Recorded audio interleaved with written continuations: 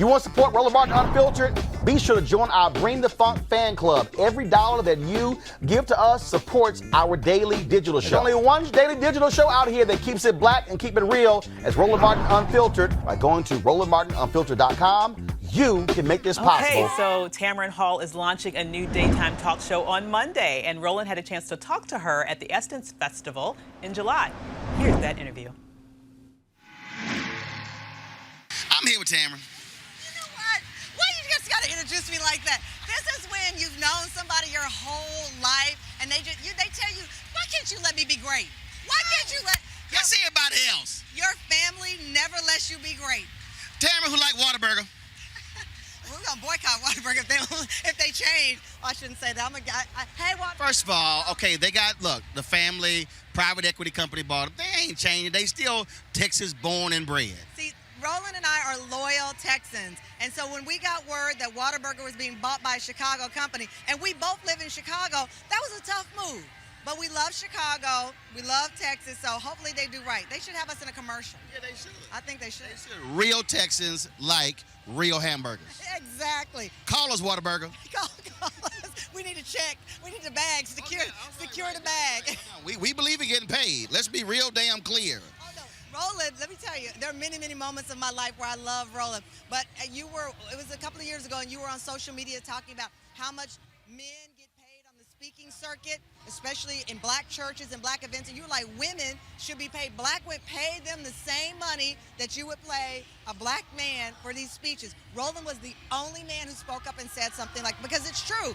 And I've had some homegirls of mine, Tamika Mallory and others, and people hit to me, I'm like, no, y'all gonna pay this number or don't call them. You know, because it is obviously something we will point out when you look at white mainstream media and say that we're not compensated fairly, that we are not given the positions that we've earned and deserve on the screen and behind the scenes. It's harder to call out your own family, but you have to do it. And you did that day, and it was one of those powerful Roland moves that only you, that's why you're who you are. That's why you're so important to me and everybody else here. Look, I believe in getting paid. And you getting paid, you got a new talk show. It has been, I won't say years in the making, but when things went sideways with NBC, you didn't trip. You didn't go all buck wild. You went, okay, I got something. I'm going to take my time and just wait for it. It's true. I mean, behind the scenes, because I said the show is about taking off your masks and being your real self.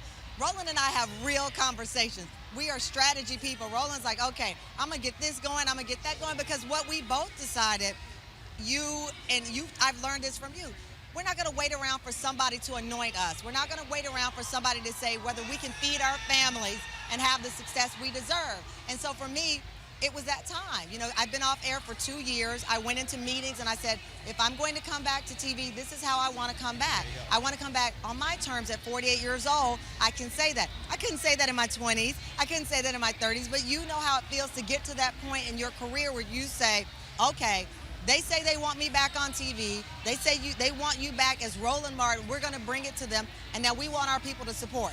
Don't just complain when we're gone. Support us when we're back. And that means the world, and they have pledged their support here at Essence Festival. You walk around the mayor of Essence Festival.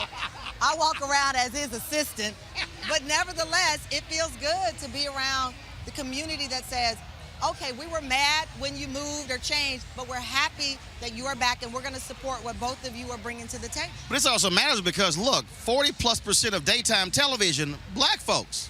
Absolutely. A lot of black women. A lot of black women, just like with the Democratic Party. Guess who makes or breaks both? Black women.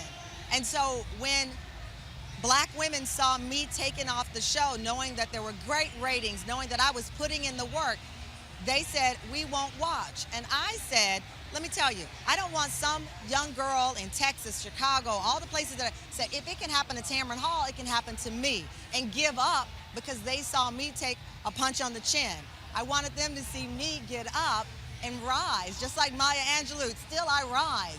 And that was so important to me, and that's why when people say, oh, you didn't take the offer they made, well, they wanted to sideline me.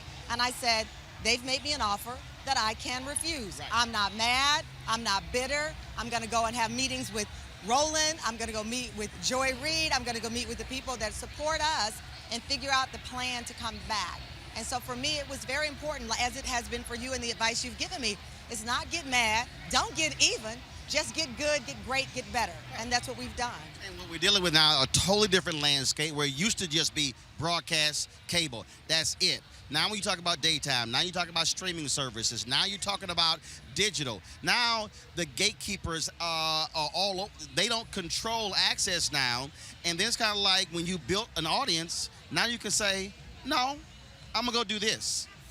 Listen, Roland and I had a meeting one day. He whipped out his laptop. Look at this. I got this. I got that. I'm like, yes. And it was inspiring because, to your point, the media landscape has changed. Before, if an anchor, certainly a black woman, left TV, you would never see her again. Be gone and be like, oh, whatever. Should be in PR. Oh, yeah. Whatever happened to so-and-so? But now you can own your identity on social media. You can own your brand through YouTube. And that's something that you've been great at doing, and I hope that I can reach where you are and that giving advice to people. Like, we are our own businesses, and that's important. We are basically self-employed, and that is important. I just saw Master P walk by. That's someone who taught branding to the hip-hop community in New Orleans and around the country. So you've taught me a lot. I am super grateful, and I think it's important that what we've learned, we're going to go to NABJ together and teach the next generation of journalists that you don't have to sit in an office and beg for a contract. You don't have to sit there and have someone tell you a no and you feel like it's over. It's only over if you want it to be over. There's so many other ways to represent black culture, black community in the media and do it in a powerful way, and you're a living example of that. When does the show launch? September 9th, nationally syndicated. Go to TamronHallShow.com, put in your zip code, and it'll tell you what station is carrying my show. We're also international. We're in Canada, so you and I can go to Canada and hang out with Drake. Oh, I have a huge Canadian fan base.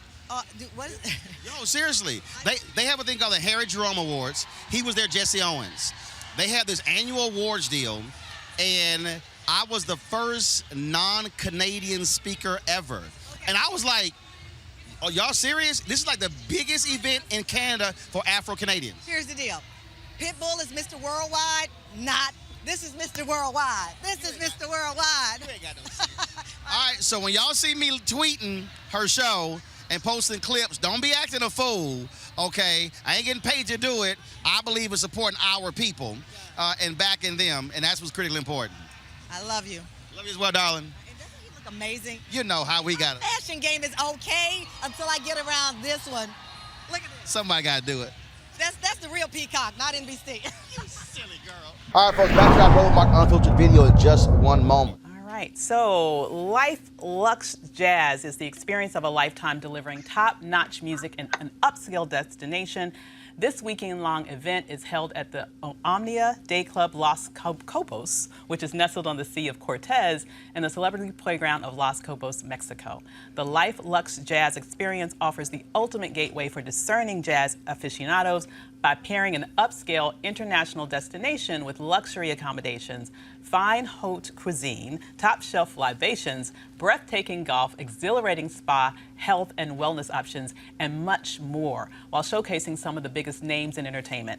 The second annual Life Luxe Jazz experience continues to build upon its success and heritage with Jazzing Around Los Cobos, a celebrity expansion of accomplishing its goal of sharing all the finest the destination has to offer, including daytime excursions and mini concerts, including the Spirit of Jazz Gospel Brunch and Jazz Sunset Cruise. Confirmed guests are comedian actor Mark Curry with Gerald Albright, Alex Bugman, Paul Midan, Incognito, Pieces of a Dream, Kirk Whalem, Average White Band, Donnie McClurkin, Sheila, Roy Ayers, Tom Brown, Ronnie Laws, and Ernest Quarles. For more information, visit the website lifeluxejazz.com. Now back to your Roland Martin Unfiltered video.